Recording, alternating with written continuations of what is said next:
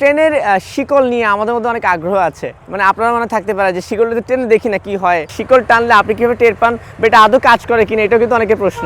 আচ্ছা, এটা আসলে অনেক পুরনো একটা সিস্টেম।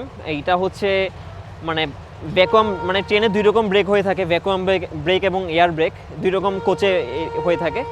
তো এটা টানার মাধ্যমে হচ্ছে মূলত ওই যে কোচটাতে উনি টানছে যাত্রী, ওই কোচটাতে মূলত ব্রেক ধরে যাবে চাকায়।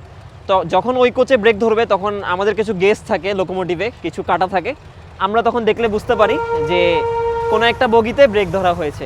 তখন হচ্ছে আমাদের পিছনে, ট্রেনের পিছনে গার্ড থাকে, গার্ডের সাথে আমরা যোগাযোগ করি। তখন চেষ্টা করি যে যোগাযোগ করে বুঝার যে গার্ড সাহেব লাগিয়েছে নাকি যাত্রী এই কাজটা করেছে।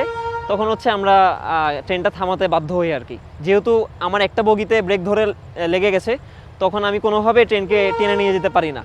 তো এটা এখন অনেক ক্ষেত্রে সচল নেই এবং অনেক ক্ষেত্রে সচল আছে কিছু কিছু ট্রেনে। এই তো, কিন্তু অনেকে তো মানে অন টেস্ট করে বা মজা করে তো মানে টানে।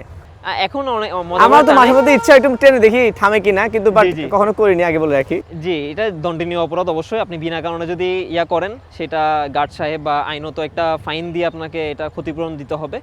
এবং এটা অনেক ক্ষেত্রে এখন অকার্যকর রেখেছে, যেহেতু মানে অনেক ক্ষেত্রেই মানুষ এই ঘটনাগুলো ঘটায় ইচ্ছাকৃত, যার কারণে এটা অনেক ট্রেনে বন্ধ আছে, এখন বন্ধ আছে।